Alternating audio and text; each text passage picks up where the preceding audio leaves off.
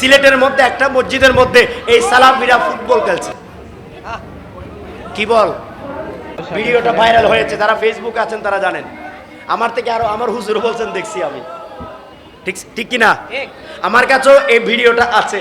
এখন আপনারা বলেন, মসজিদ কি ফুটবলের জায়গা? বলেন বলেন সবাই, মসজিদ কি ফুটবলের জায়গা?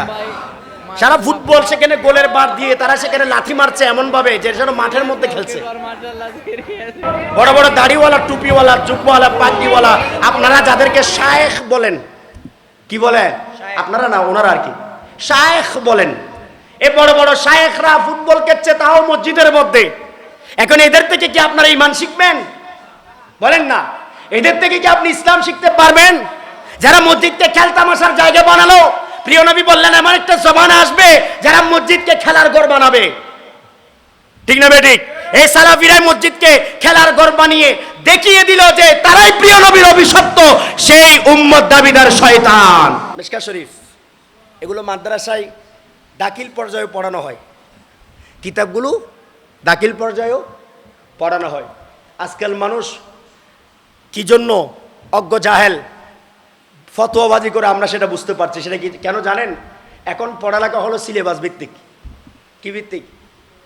সিলেবাস মানে বুঝুন তো আপনারা, ওই সরকার যতটুকু সিলেবাস করে দেয় ততটুকু পড়ায়, যে কয়েকটা হাদিস পড়ায় এই ততটুকুর মধ্যে। তাও যে ক্লাসের মধ্যে পুরোপুরি পড়ায় সেটা কিন্তু নয়। আমিও কিন্তু ক্লাসে পড়েছি, পড়াচ্ছি।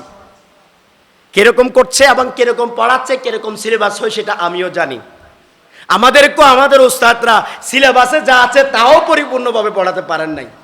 অনেক সময় হয় না, একটার ব্যাখ্যা করতে করতে সময় নষ্ট হয়ে যায়। তাহলে পুরো একটা কিতাব কিভাবে তারা পড়াবেন? পুরো একটা কিতাবের হাদিস কিভাবে পড়াবেন? তাহলে সিলেবাস ভিত্তিক হাদিস পড়ে আপনি ফতোয়াবাজি করতে পারবেন? বলেন না, সিলেবাস ভিত্তিক হাদিস পড়ে, কোরআনের আয়াত পড়ে আপনি কি ফতোয়াবাজি করতে পারবেন? যে কেউ ফতোয়া দিতে পারে না, যে কেউ মানুষকে একটা সিদ্ধান্ত দিতে পারে না, তখন সিদ্ধান্ত ফতোয়া দিতেন বড় বড় বুজুর্গ আলেমে দিন। সবাই ঐক্যমত পোষণ করে একটা ফতোয়া লিখতেন। এখন ফতোয়া আমার ইচ্ছে হলো আমি দিয়ে দিলাম, আপনার ইচ্ছে হলো আপনি দিয়ে দিলেন। বাঙ্গালপাড়া থেকে দিয়ে দিল, চট্টগ্রাম থেকে দিয়ে দিল, ঢাকা থেকে দিয়ে দিল, কেউ কাউকে ধরে না। এখন ইউটিউবে বসে বসে ঘরের কোনায় কোনায় ফতোয়া দিয়ে দেয়। ঠিক না বেঠিক? মাজার জিয়ারত হারাম। কোন জিয়ারত হারাম? মাজার জিয়ারত হারাম। এরকম কিছু ফতোয়া শুনতেছেন কিনা? শুনতেছেন কিনা? একটা গ্রুপ আছে, আমি নামটা ধরি না, আজকে ধরলাম। এই গ্রুপটার নাম হলো লামা জাহাবি, যারা সালাফি হিসেবে মানুষের কাছে পরিচিত। কি হিসেবে বলেন না? কি হিসেবে? সালাফি হিসেবে। যদিও বা তারা প্রকৃত সালাফি নয়, তারা লামা জাহাবি, তাদের কোনো মাজাহাব নাই, তারা আহলে হাদিস নামে চলে। প্রকৃতপক্ষে তারা হাদিসের কেউ না। খেয়াল করবেন, এই সালাফিরা মানুষের ঈমান নষ্ট করার জন্য বিভিন্ন এলাকায় এলাকায় গিয়ে ঘাঁটি করছে। অনেক সময় টাকা পয়সা দিয়ে যুবকদেরকে কিনে, তাদেরকে টাকা পয়সা দেওয়ার লোভ দেখিয়ে, ভালো ইউনিভার্সিটিতে পড়ানোর লোভ দেখিয়ে ঢাকায় নিয়ে যায়, বিভিন্ন জায়গায় নিয়ে গিয়ে তাদের ঈমান নষ্ট করে এবং যুবকদেরকে লেলিয়ে দেয়, যাও এলাকায় এলাকায় ঘুরো, মানুষের ঈমান নষ্ট করো। এরকম কিছু মানুষ আছে কি নাই? আপনাদের বাঙ্গালপাড়া মুক্ত থাকলেও সারা বাংলাদেশের মধ্যে অনেক জায়গা আছে যেখানে মুক্ত নাই। ঠিক না বেঠিক? এই বাঙ্গালপাড়াও আসতে পারে, তাই আপনাদেরকে সতর্ক করছি। সিলেটের মধ্যে একটা মসজিদের মধ্যে এই সালাফিরা ফুটবল খেলছে। কি বল, ভিডিওটা ভাইরাল হয়েছে, যারা ফেসবুকে আছেন তারা জানেন। আমার থেকে আরো আমার হুজুর বলছেন, দেখছি আমি। ঠিক ঠিক কি না? আমার কাছেও এই ভিডিওটা আছে। এখন আপনারা বলেন, মসজিদ কি ফুটবলের জায়গা?